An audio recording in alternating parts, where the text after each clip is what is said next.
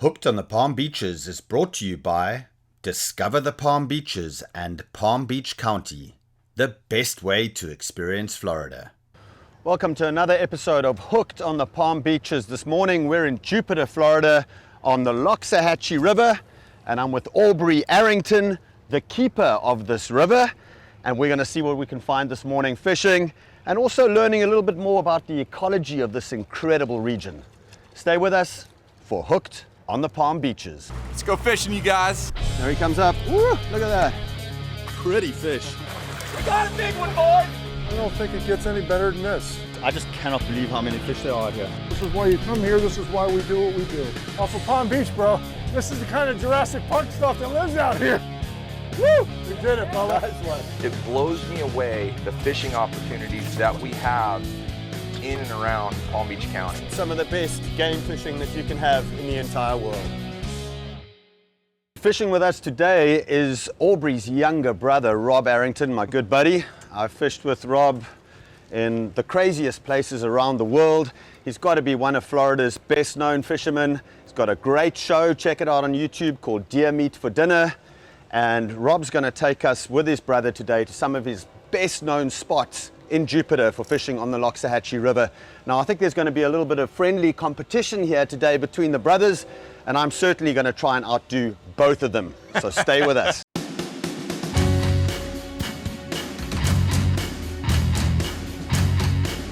We're in the estuary where freshwater meets saltwater.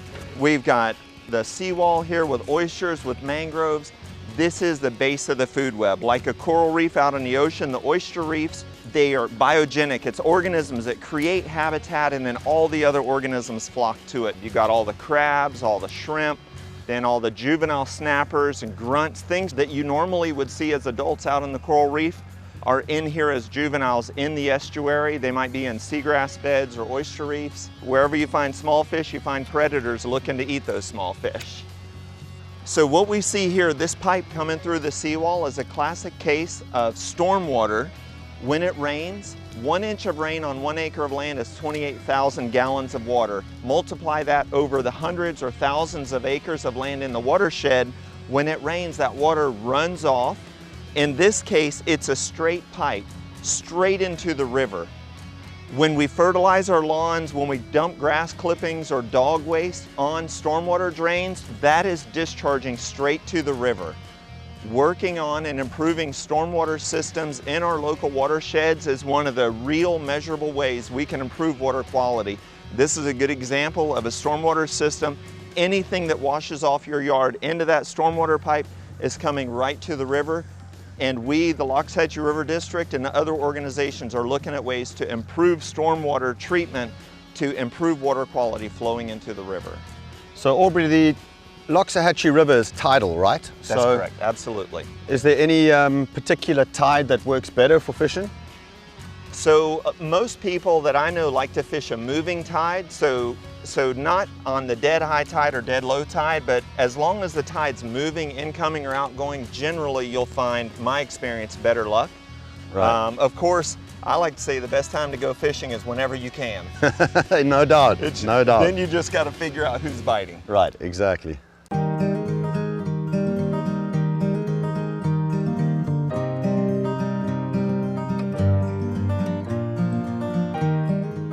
And so, Aubrey, the color of the water is almost like tea. Now, is that from tannin? That's exactly right. So people often will see brown water because here we have crystal clear blue water flow in the inlet and then brown water flow out on outgoing tide. And they often see the brown water and think it's polluted. Not necessarily. The brown water is just a natural product of the mangrove leaves falling in, of other vegetation, swamps, falls in the water as it's decomposing, just like your glass of iced tea is brown because of the tea leaves. Here, the water is brown because the mangrove leaves and the other vegetation that's decomposing. Not a sign of polluted water. Gotcha. All right, boys, we got bigger fish to fry. Wind them in.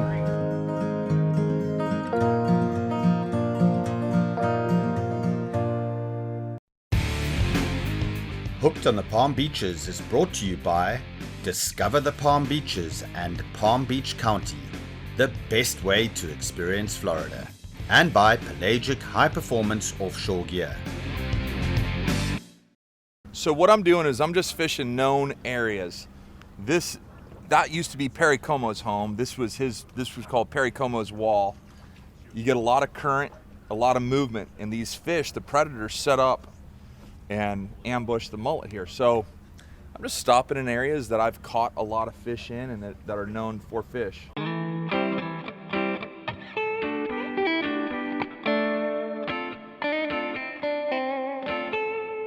Snook, nice snook too. Get out and enjoy the resource, man. Well, Aubrey's got a nice fish on here. Nice snook. Looks like it might be just over slot. We're gonna check it out, or just under. What do you think? How big's that, Robbie? Beautiful.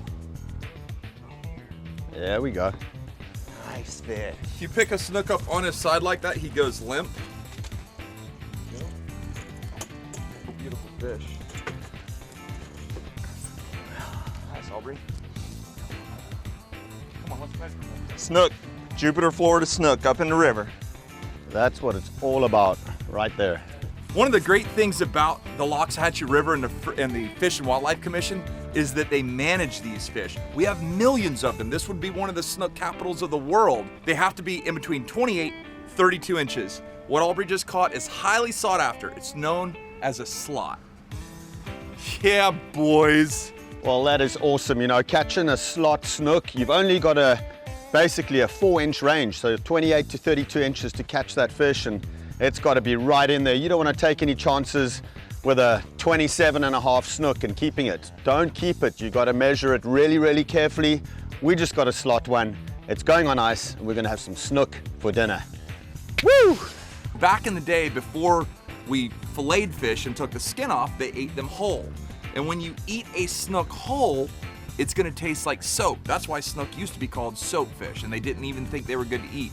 Now, filleting them and take the skin off, you have that beautiful white fillet. Great thing about it, you can fry it, boil it, saute it, grill it.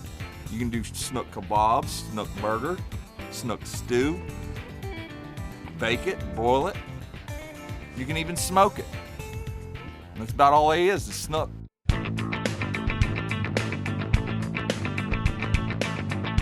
Snook, snook, snook. Yeah, I got him. He's a nice fish. He's right here. I'm coming. I'm got right him, here. got him. Hold on, don't Hold on. Go easy on him right there. You're only using 20-pound leader, and we've got to keep him away from the pylons and the seawall. Hold your rod to the left there. Nice fish. Nice fish. Okay, coming your side. Oh, he's off. That's what these snook will do. Their jaws are pretty rough, so you can feel that he's just frayed through the leader there. So you want to try and get these fish to the boat as quickly as possible, but obviously this is a consequence of snook fishing. We'll wait for another one. What happens there, it's a fine line that you have to walk. If you use too heavy of leader, you don't get the bite. Yeah. If you use too light, you fray them off. That's why there's just a ton of finesse in there. Yeah. Aubrey, good job, man. This is what it's all about, fishing on the Loxahatchee River in Jupiter. Look at this day, sunshine, it's coming into winter, beautiful time of the year, and there's a lot of action. We've literally been on the water for half an hour. We've had one nice snook to the boat. We've just lost a really nice big snook. We've caught 2 jacks already. Had multiple other Doesn't get much better than that. Yeah. I mean, this is a fantastic ecosystem, and it's guys like Aubrey that are really taking care of this ecosystem for future generations, so that our kids and our kids after that can fish this river for years and years to come. All right, James, here you go. Currently, you sit at negative Fantastic. 75 points. You've got negative points for losing the fish, negative points for losing the lure, and most importantly, you got negative points for using the handle on the wrong side of the reel. So good luck. Hopefully you make it back to even. Let me just clarify one thing for the audience. You in America have got it wrong. This is the way to put on a handle on a reel. For sure, it's got to be on the right-hand side. What are these guys doing? That's crazy. Come on.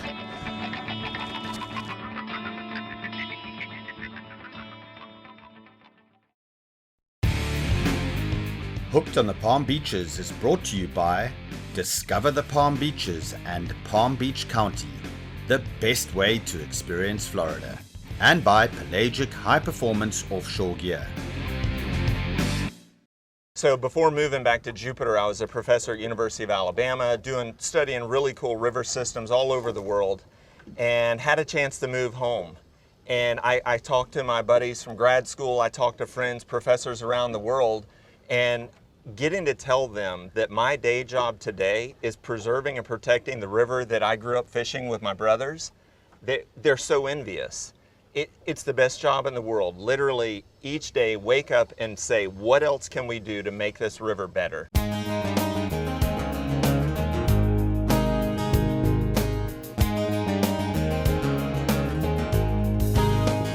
Very few people know this, but when we have the huge females spawning in the inlet in August, on one tide, one of those big fish can come from all the way back in Jonathan Dickinson on one tide, outgoing tide, follow it all the way out to the inlet, spin the tide out there, and on the incoming tide, come all the way back. That is a fact. People think that they just reside out there. I believe the males reside out there and wait on them, but the females go and come.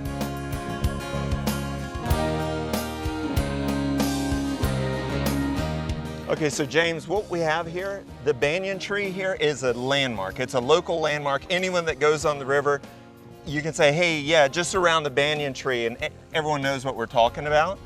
One of the great things, we're about 4 miles inshore from the inlet, right? So we call this River Mile 4, start at the inlet, coming up. The river is about 16 miles long, going all the way to the northwest fork of the Loxahatchee River. In this vicinity, the primary habitat is oyster reef. The Loxahatchee River District, partnering with Palm Beach County Environmental Resources Management and others several years ago, this entire bay up here around these natural mangrove islands, there was a beach dredging project that had too much shell on the beach. We used all that shell, we actually sieved all the shell, brought it and placed it in big shallow mats out here. And the oysters naturally occur in Loxahatchee River. All of that shell became substrate that the oysters settled on, and we created about 6 acres of oyster reef right here through a really innovative collaborative project. Always looking, what can we do to improve water quality, to improve habitat. We're very proud of this oyster restoration project.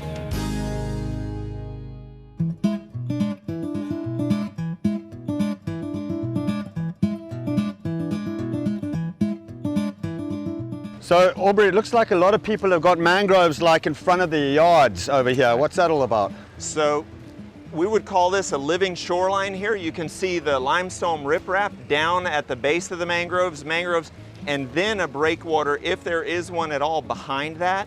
It's a much more high-functioning edge of the water than just a simple vertical seawall right down to open water. So these living shorelines, if you value wildlife, if you value habitat, this is the way that you would want your waterfront to be. Nice, quality habitat out offshore of your seawall. So Aubrey, if you don't have a boat, where can you go to learn about the system, the whole Loxahatchee River, etc.? So there are 2 fabulous local places to go and learn about the Loxahatchee River. One is the Loxahatchee River Center in Burt Reynolds Park. It's a beautiful facility. Literally going there and walking around and exploring the aquaria, it's kind of like taking a small indoor trip down the Loxahatchee River. You see the cypress swamp, you see the seagrasses, the mangroves, the oysters, and you see the coral reefs offshore. Another great place locally is Bush Wildlife Sanctuary. That is actually, Bush Wildlife Sanctuary is on the grounds of the Loxahatchee River District. They're co-located with our wastewater treatment facility. Not many people realize that. It is the #1 destination on TripAdvisor in Jupiter, and for a good cause. It's a beautiful facility to go and learn about local native wildlife. Bush Wildlife does a great job on rehabilitating injured and wounded wildlife. You know, living in the Palm Beaches, especially to me, the northern Palm Beaches is fabulous. You've got Loggerhead Marine Life Center, the River Center, Bush Wildlife, these great local areas to go to and learn about native habitats, native wildlife. We've got actually the Loxahatchee River, one of 2 national wild and scenic rivers in the whole state of Florida that we can visit and enjoy. from beaches to cypress swamp to seagrasses to mangroves to catch a nice snook on a beautiful spring or summer or fall day. Year round, you can always find something awesome to do in the Palm Beaches, in my opinion. That's why I'm hooked in the Palm Beaches.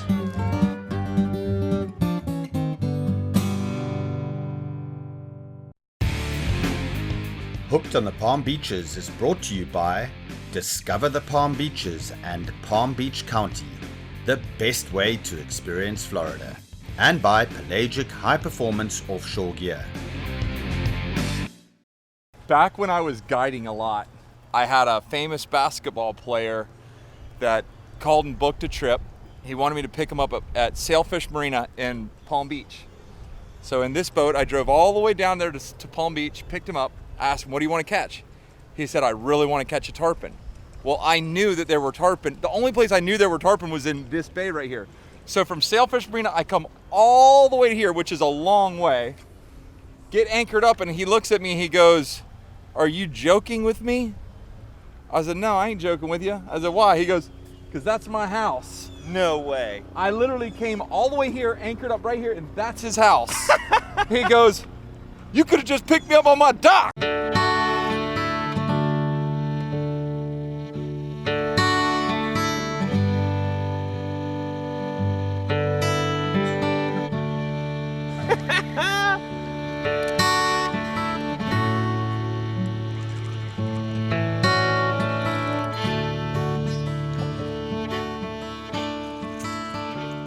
Hey James, I'm not putting the crown on yet, but I'm saying I'm winning the artificial lure challenge of the Palm Beaches today. You are, buddy, that's for sure.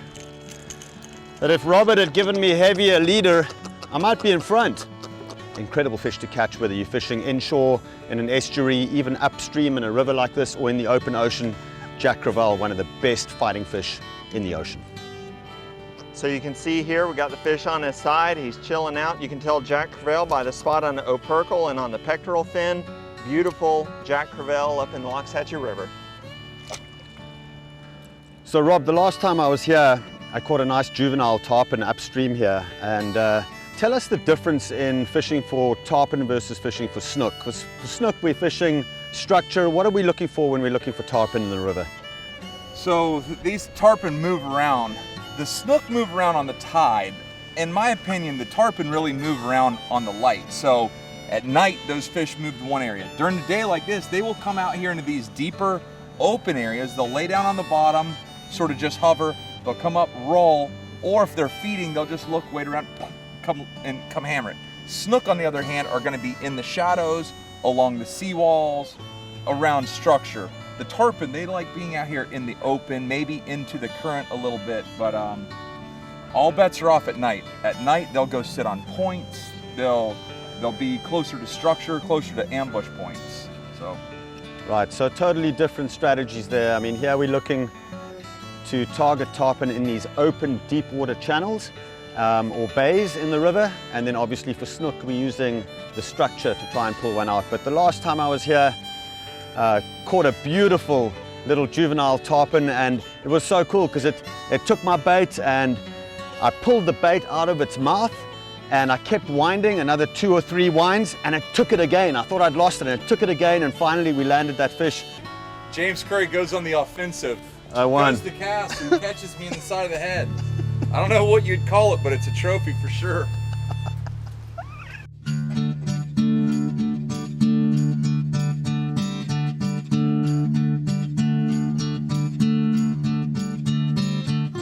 I got one.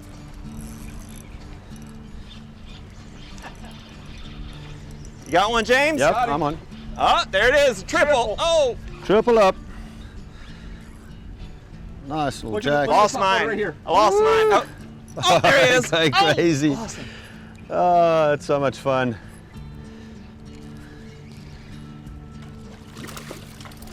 Oh, right here in the boat. Look at that. See if we can get another one while we're at it. See this right here? Yeah. Fish lab. Okay, so what happens is we've got all this current rushing out. There's a deep hole right there, and these fish, these jacks, snook, everything else, they're ambushing little bait fish. And so we're trying to match the hatch using little topwater plugs and swimming baits. If you got time, get in a boat, find a friend, get on a dock, go somewhere and go fishing. It'll make you feel better. It'll change your outlook on life, and it'll be a great day. Well, we don't often get to close out a show with a triple header, but that was pretty cool. Just shows you this river is really being taken care of. Catching jacks and snook all morning, and what a great time learning your stories. It was awesome. Thanks so much, Aubrey. My Appreciate pleasure, it. James. Rob, thanks so much, buddy. We'll see you next time on the river. I'm fishing. And we'll see you next time on Hooked on the Palm Beaches.